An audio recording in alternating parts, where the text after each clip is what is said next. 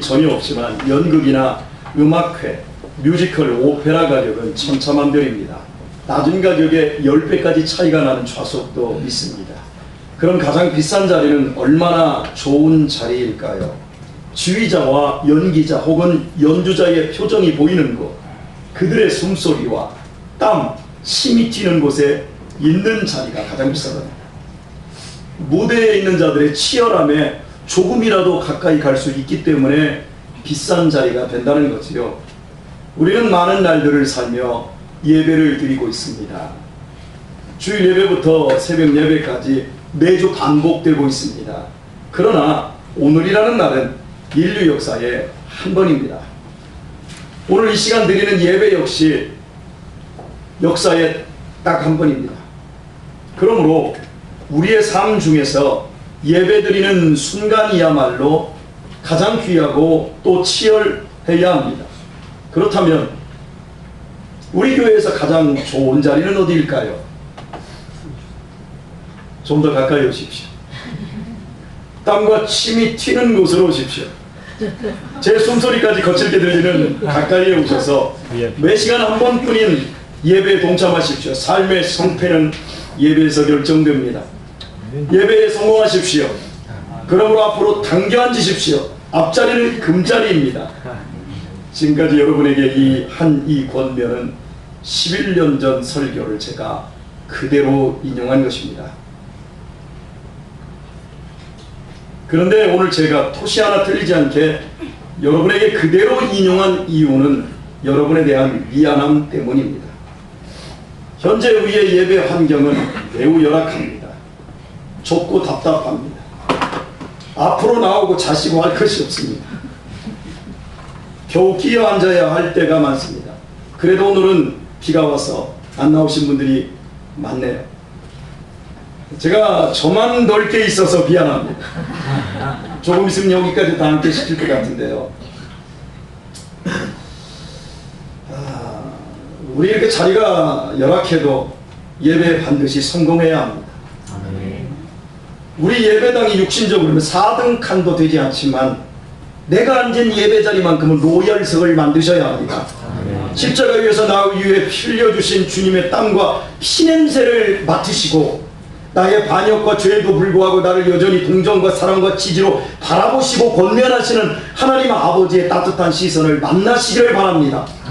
절망적 상황에서도 장차 누릴 영광의 하늘나라가 여러분의 가슴에 밀려오는 감격을 만나시기를 주의 이름으로 축원드립니다. 우리는 8번에 걸쳐서 바울이 자신을 죽이려 하는 유대 교인들을 향한 변증의 내용을 살펴보았습니다. 오늘은 마지막 부분인데 이 마지막 부분도 2번에 걸쳐서 살펴보려고 합니다. 22절을 보시면 유대인들이 더 이상 듣지 못하고 폭발하는 장면이 나옵니다. 대체 그들로 하여금 더 이상 들을 수 없도록 분노케 한 것이 무엇일까요? 이 말하는 것까지 저희가 듣다가 소리질러 가로되 이러한 놈은 세상에서 없이 하자 살려둘 자가 아니라.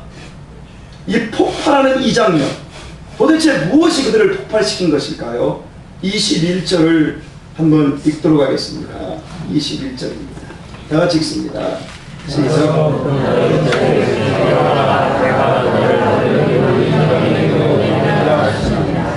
아멘.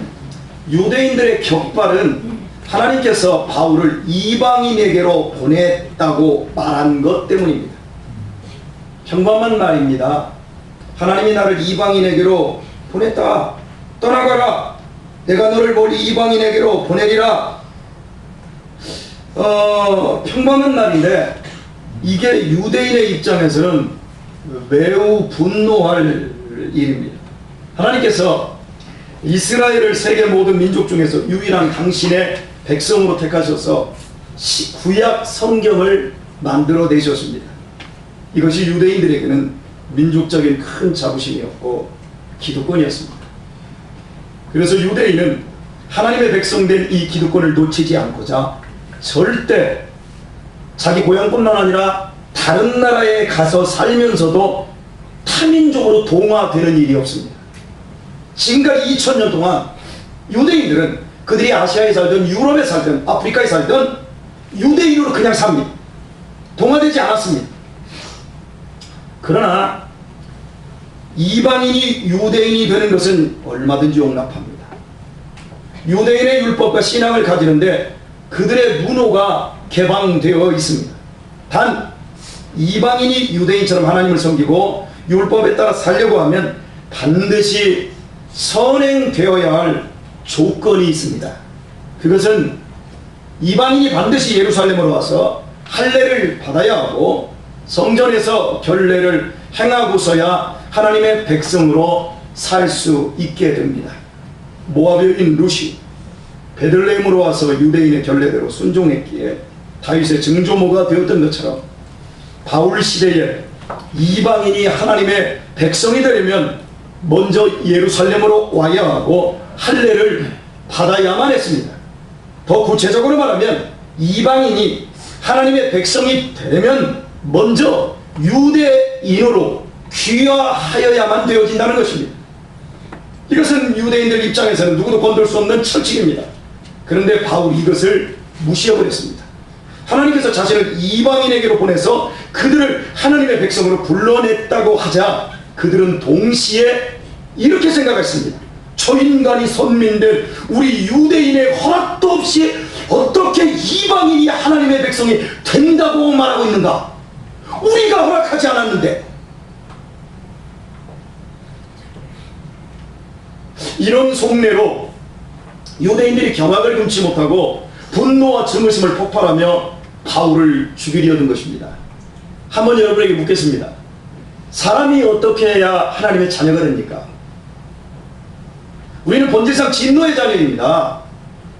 어제도 제가 이렇게 밥을 먹는 식당에서 어떤 사람들이 막 술을 이빨 먹으면서 취해가지고 한다는 말이, 아, 하나님은 사랑이잖아.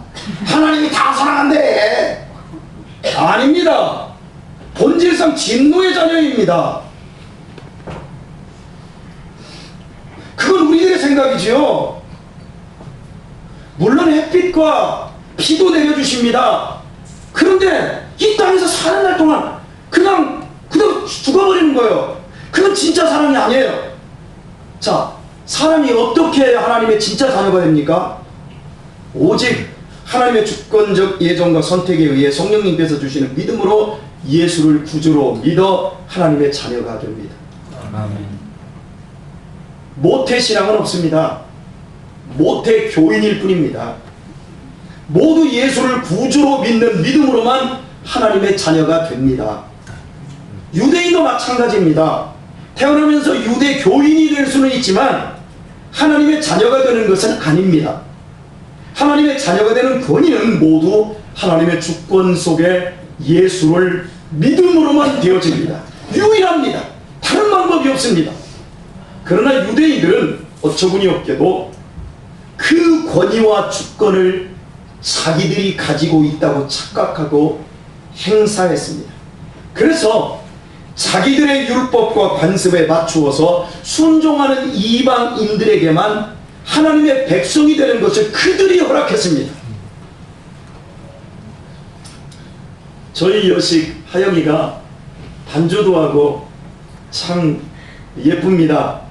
아멘을 안 넣는 거 보니까 별로 안 예쁜가 본데 예쁩니다. 그죠? 네. 예쁜데 어렸을 때 이런 갑질을 했습니다. 너 교회 오지 마. 여기 우리 아빠 교회야. 얼마나 제가 가슴이 쫄렸는지 모릅니다. 그런데 우리 아들 여기 유신이가, 이 첼로 잡고 있는 유신이가 어떻게 그 뒤를 이어했습니다. 너 교회 오지 마. 여기 우리 아빠 교회야. 다준이가 시험이 들어갑니다. 여러분, 이 교회에 다니려면 내 허락 받으라는 거예요. 나에게 먼저 잘하라는 얘기예요. 이게 압력이거든요, 일종의. 여러분이 애교로 넘어갔기에 망정이지 자칫 아버지 영업에 큰 손해가 날 것 같습니다.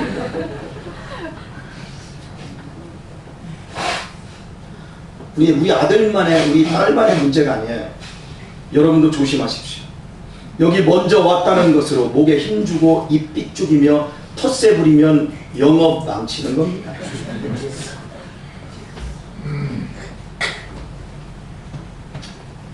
신앙의 기초와 원리는 하나님 되시는 권위와 절대 주권 아래 우리 모두가 내가 무릎을 꿇는 것입니다. 그러나 이것이 잘못되면 하나님의 하나님 되신 주권과 권위가 나에게로 옮겨올 수 있게 됩니다. 그렇게 되면 유대인식의 신앙생활을 하면서 하나님의 일을 방해하고 사람을 다치게 하는 대로 갑니다. 우리가 하나님의 자녀된 것은 잘나서가 아니라 못났기 때문입니다. 목사도 예외이지 않습니다. 우리가 의인이 된 것은 죄인이기 때문에 의의를 입은 것입니다. 우리 모두는 하나님의 은혜로 말미암아 구원을 받은 것입니다. 그런데 자꾸 이것을 잊어버려요. 그래서 교회는 역사와 전통이 깊어갈수록 잘난 체하고 말 많이 하는 유대인들이 많아지는 병폐가 생깁니다. 여러분이 순진해서요, 대개 죄는 악하고 나쁜 모습으로 온다고 생각해요. 하지만 죄는 더 종교적이고 더 도덕적인 형태로 옵니다. 마태복음 6장에서 주님께서 경고하시는 세 가지 죄가 있는데, 구제하는 것과 기도하는 것과 금식으로서 신앙적으로 굉장히 아름다운 것들이잖아요. 근데 이걸 죄라고 예수님은 말씀하셔요. 구제와 기도와 금식 자체가 죄가 아니라 그 속에 죄가 묻어 들어온다는 것입니다. 이렇게 말씀하십니다. 저희는 사람에게 보이려고 회당과 큰 거리 어귀에 서서 기도하기를 좋아하느니라. 사람에게 보이기 위해서입니다. 구제와 금식도 하나님이 아니라 사람에게 보이기 위해 사는 거예요. 바로 이 문제입니다. 하나님을 섬기는 모든 형태를 도입해서 자신이 하나님이 되어버리는 것이 죄입니다. 결국 종교적 형태를 취하지만 하나님의 지위가 확보되지 않고 내 자신이 하나님의 왕자를 차지하는 겁니다. 그래서 신앙이, 은혜는 잊어버리고 나를 치장하고 자존심 세우고 내 우월감을 증명하는 식의 유대인이 되어버립니다. 갈라디아서 6장 13절과 14절 말씀은 이렇습니다. 할례받은 저희라도 스스로 율법은 지키지 아니하고 너희로 할례받게 하려는 것은 너희의 육체로 자랑하려 함이니라 말합니다. 그러나 내게는 우리 주 예수 그리스도의 십자가 외에 결코 자랑할 것이 없으니 그리스도로 말미암아 세상이 나를 대하여 십자가에 못 박히고 내가 또한 세상을 대하여 그러하니라. 여기서 십자가란 세상에 있는 그 어느 것도 다 하나님의 자녀가 되는데 필요하지 않음을 가장 잘 나타낸 사건입니다. 하나도 필요가 없어요. 하나님의 자녀가 되는데 십자가 외에는 아무것도 필요가 없어요. 하나님의 자녀가 되는 길은 유대인이나 이방인이나 하나님의 은혜인 그리스도의 십자가로만 주어집니다. 유일합니다. 성경에 약속된 비밀스럽고 영원한 영광에 이르는 모든 지식과 지혜 역시 십자가 안에만 있습니다. 오직 그리스도 예수 안에만 하나님의 모든 비밀과 보화가 풍성히 있습니다. 세상에는 없습니다. 세상은 욕심부리고 자존심 세우며 박수받는 것을 탐내면서 망하게 하는 기술밖에는 주는 것이 없고, 아멘을 안 해요. 아직 덜 당해서 그래요. 세상은 욕심부리고 자존심 세우며 박수받는 것을 탐내면서 망하게 하는 기술밖에는 주는 것이 없고, 사람과 사람 사이를 이간질하며 하나님을 주목할 여유를 주지 않습니다. 그런데 인간은 세상을 사랑하고 세상에 있는 것을 교회로 자꾸 가져옵니다. 세상에서 모든 기쁨과 행복을 찾고 그것도 모자라서 교회 안에도 그걸 가져와서 누리고 싶어합니다. 속고 있는 겁니다. 결국 마지막에 세상을 사랑하고 세상을 쫓았던 사람들의 마지막은 허무와 후회밖에 없습니다. 그런데 교회로 이걸 가져오면 예수 믿는 사람도 마지막에 허무와 후회밖에는 안 남습니다. 기라성 같은 목사님들이 다 그렇게 무너지잖아요. 인간은 죄로 말미암아 영적으로 죽었습니다. 그래서 하나님을 모릅니다. 종교를 가져도 하나님을 모릅니다. 금식을 해도 하나님을 모릅니다. 구제를 해도 하나님을 모릅니다. 기도를 하는데도 하나님을 몰라요. 그게 예수님의 말씀이에요. 이런 인간을 구원하여 하나님을 향하고 하나님의 기쁨이 되게 하고자 하나님의 자녀를 만들고자 하나님의 아들이 대신하여 십자가에 못 박히셨습니다. 그래서 그 십자가를 믿는 사람은 세상과 나에 대하여 바랄 것이 없고 오직 하나님에 대하여만 바라기에 사람이 다릅니다. 십자가만을 바랍니다. 사람의 크기가 다르고요, 그런 사람은 그 사람의 삶이 다르고 행동이 다릅니다. 인생의 목표가 다릅니다. 이것을 거듭났다 그럽니다. 그래서 세상 사람들이 이렇게 말을 합니다. 저 사람들은 돈이 목표도 아니고 그렇다고 특별히 쾌락을 추구하는 것도 아니고 뭐 그렇다고 뭐 자존심이 센 것도 아닌데 저 사람들은 왜 사는지를 모르겠어. 그런데 저들은 우리가 모르는 기쁨이 있고 보람이 있고 뭔가 자랑이 있고 영원한 소망이 있는 것만은 분명해. 여러분, 이렇게 우리를 바라보는 사람들이 평가를 할 수 있을 때 내 신앙이 지금 바로 가고 있는 겁니다. 그런데 이상하게도 오래 믿으면 자존심이 세집니다. 심보가 이상하게 틀어져 있습니다. 헌금과 봉사를 많이 하면 말이 많아집니다. 중직자 투표하고 나면 자격이 되니 안 되니 진통을 교회가 겪습니다. 누구보다 내가 먼저 왔다든가 내가 더 많이 봉사했다는 식으로 경쟁하게 됩니다. 여러분, 왜 이런 일이 생깁니까? 아직 세상을 버리지 못한 것이며 하나님이 하시는 일이 뭔지를 모르며 하나님께 진정으로 항복하지 않았기 때문입니다. 우리의 신앙을 살펴보면 우리는 사람 때문에 신바람이라고 사람 때문에 격발합니다. 사람들이 나를 좀 알아주면 기분이 좋습니다. 나를 무시하거나 소외시키면 시험이 듭니다. 이런 사람들은 초신자가 아니에요. 거의 중직자들이 그래요. 할렐루야. 신앙생활을 오래 했는데 더 그래요. 특히요, 담임 목사에게 인정받느냐 소외되느냐에 얼마나 민감한지 몰라요. 이는 신앙생활을 오래 했지만 신앙이 안 자라는 것이고 신앙이 엄청나게 약한 거예요. 누가 알아주지 않아도 하나님은 소자에게 물 한 컵 준 것까지 기억하시고 다 갚아주신다고 약속되었습니다. 할렐루야. 울며 씨를 뿌리러 나가는 자는 반드시 기쁨으로 달을 거두게 하신다 그랬습니다. 심은 대로만 거두게 하신다 그랬어요. 그런데 좋은 것을 심으면 30배, 60배, 100배로 주신다고 하나님이 약속하셨지요. 목사가 안 알아주고 내 하는 일이 드러나지 않아도 하나님이 다 알고 계시기에 얼마든지 희생하고 또 바보도 될 수 있습니다. 그러므로 십자가 붙들고 영원한 상을 위해 헌신하고 봉사할 수 있다면 그것이 하나님의 자녀된 복인 줄 믿습니다.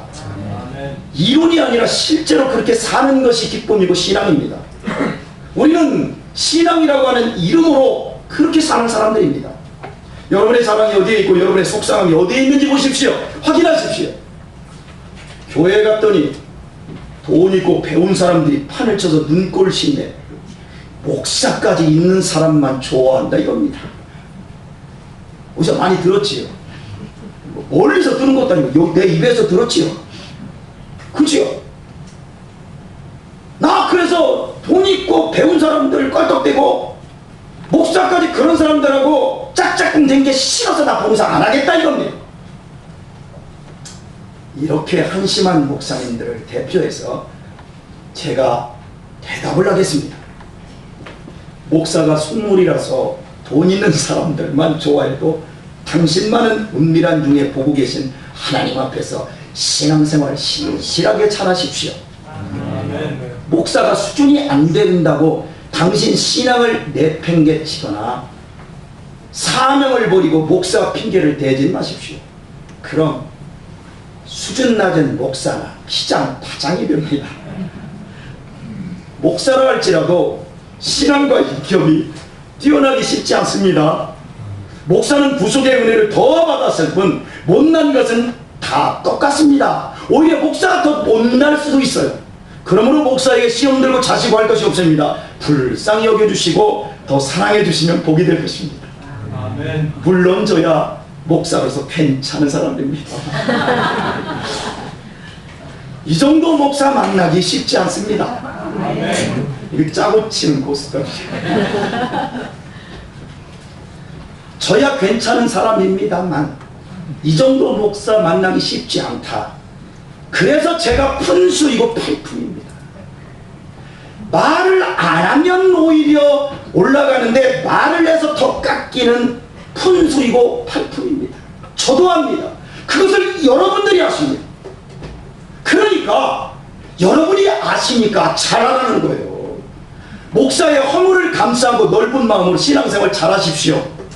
하나님이 팔푼이 같은 목사를 여러분에게 보내주신 이유는 여러분을 큰 사람 만들기 위해서인 거예요.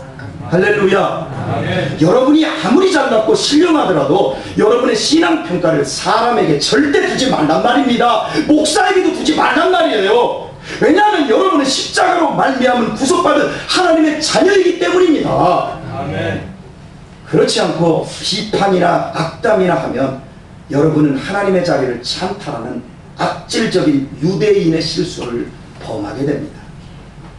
그러나 여러분이 저같이 모자라고 실력이 없는 목사를 감싸주시고 속으로 막 그 진심을 다해서 섬겨주시면 은밀히 보시는 하나님이 여러분의 숨은 충성과 진심을 다하시기에 천배 만배로 갚아주실 것을 믿으시기를 축원합니다. 아멘. 그러므로 십자가를 붙들고 좀 생이가 아닌 뭐가 아닌 좀 생이가 아닌 너그럽고 따뜻하고 푸근하고 큰 하나님의 자녀로 사시기를 바랍니다. 아멘. 90년대 중반 대한민국은 지존파 사건으로 떠들썩했습니다.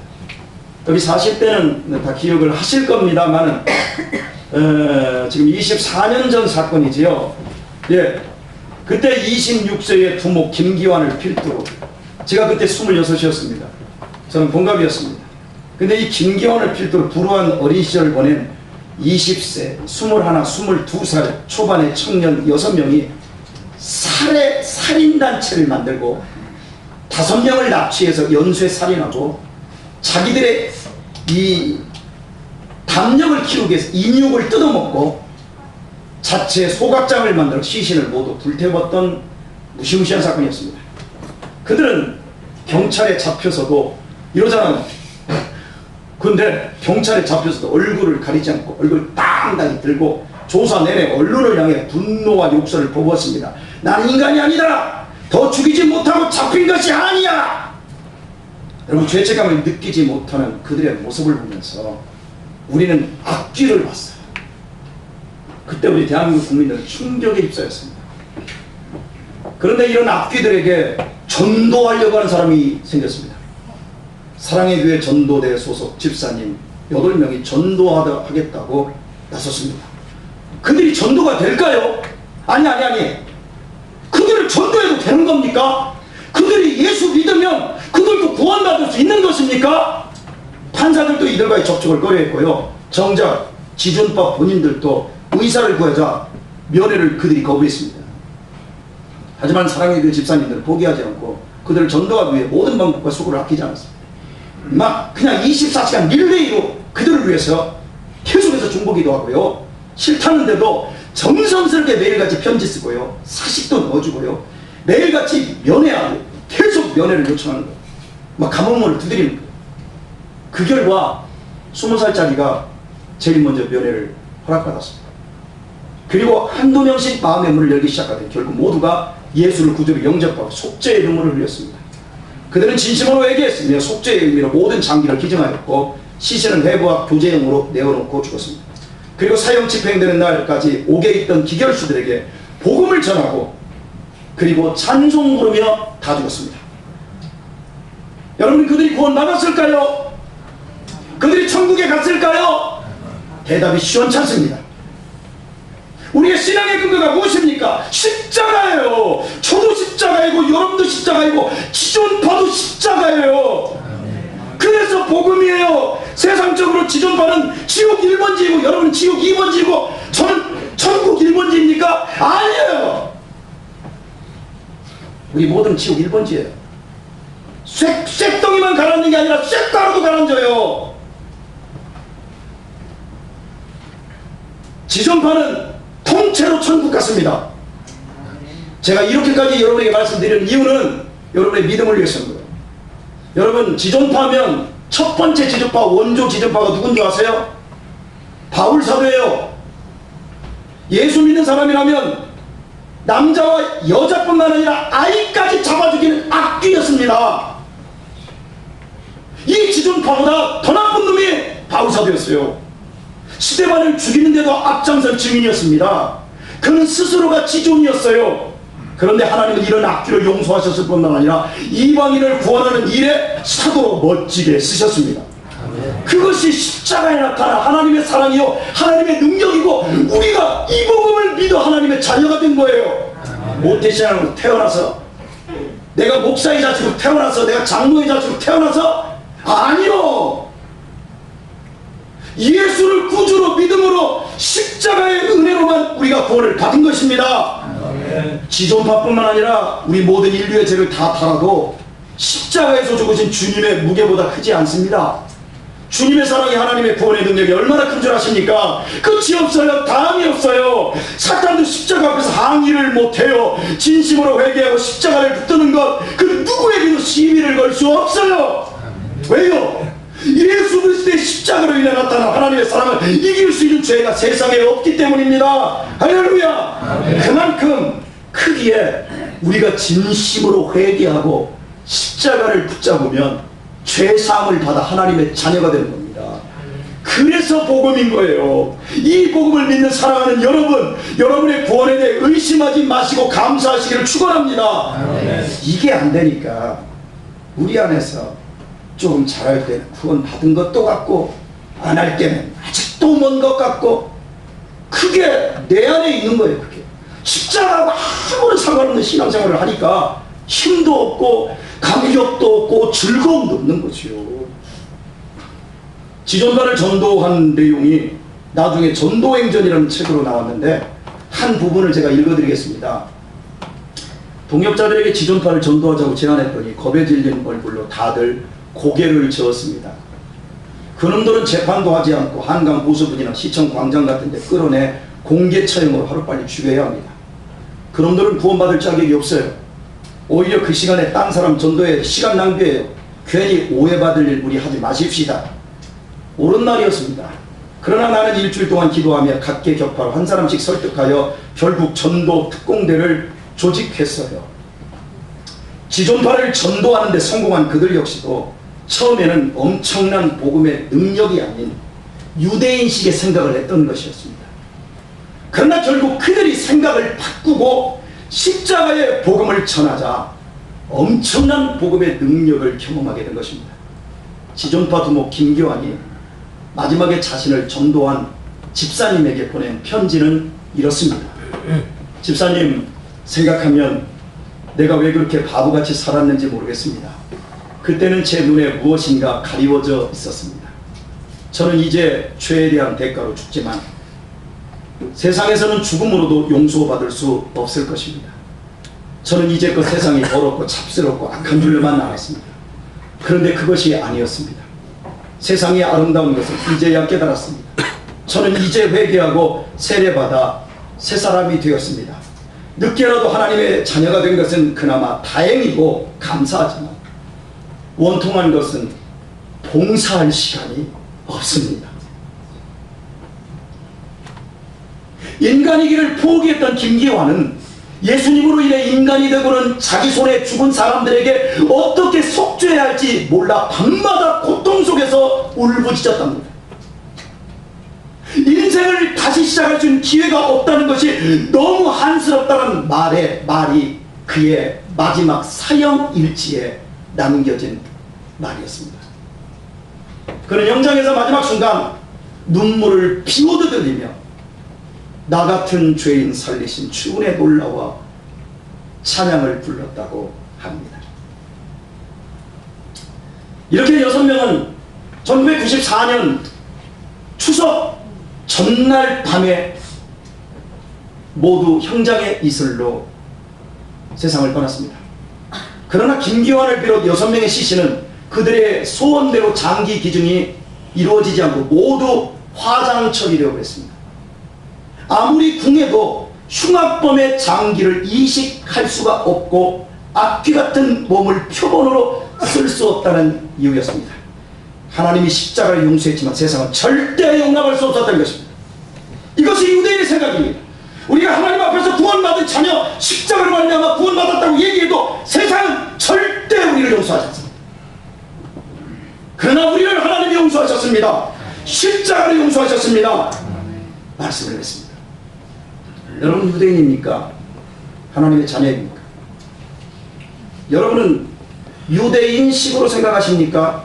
하나님식으로 생각하십니까? 여러분은 유대인식으로 사십니까? 하나님의 자녀식으로 사십니까? 조심하십시오. 삐끗하면 여러분은 유대인식으로 틀어집니다. 먼저 왔다고 텃세 부리지 마시고 늦게 왔다고 안 입고 하지도 마십시오. 십자가만 붙들고 헌신하십시다. 사람들을 자기 밑에 넣으려 하지 마시고 사랑으로 넉넉하게 품으십시오. 따뜻하시고 푸근하십시오. 교회를 위해 수고하는 분들에게 좀 밥도 좀 사주시고, 그렇게 차 운전도 하고 그러는데 밥 한 번 못 사십니까? 그렇게 성가대도 하고 교사도 하는데 여러분 커피 한 잔도 못 사주십니까? 그래 좀 아이들에게 피자도 좀 사주세요. 그리고 여러분의 영혼을 위해 수고하는 목사에게 도서비도 좀 챙겨주세요.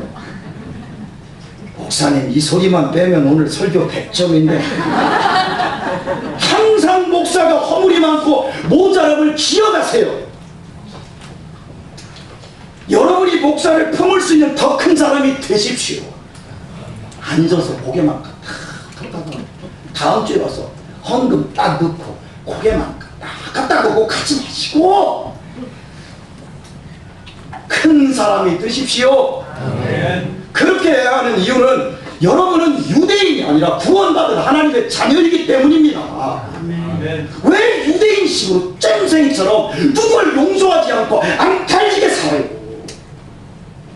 저는요 미운 사람이 없어요. 보기 싫은 사람은 많아요. 그래도 미워하지 않아요. 예뻐하는 거예요. 할렐루야. 우리 하나님의 자녀잖아요. 여러분 김규환이 죽은 때 26세에 죽은 때 그 애가 예수님을 믿고 예, 사진 하나 봅시다. 여기 사진 안 봤네요. 네, 사진 펴줍시다. 예, 이 친구가 김규환입니다. 뭐라고 하는 줄 아세요? 전두환 노태우는 무죄인데 나는 왜 유죄야? 언론을 향해 소리 지르는 거예요. 그리고 여기 김현영이는 22세였는데 나 인간 아니야. 그래서 다 잡아 죽이려고. 누구 잡아 죽이려고? 우리 엄마요. 나 어려서 버리고 간 우리 엄마 내가 찾아내서 죽이고 가려고 했는데 우리 엄마 못 죽인 거예요. 이게 인간들입니까? 근데 이 인간들이 예수를 믿고 진심으로 회개하고요 그렇게 바뀌었어요. 십자가예요. 이 친구가 내 친구래요. 나랑 나이가 같아요. 근데 이 친구 죽을 때 여러분 봉사할 시간이 없다 그랬어요. 근데 나는 이 친구 죽고 나서요 지금 24년을 살고 있어요. 여러분 예수 믿고 구원받아 천국 가는 것도 여러분 귀하고 행복한 것이지만 예수 믿고 구원받아 하나님의 자녀로 이 땅에서 멋지게 살 수 있는 기회야말로 더복인 줄 믿습니다. 여러분 그 삶을 사세요.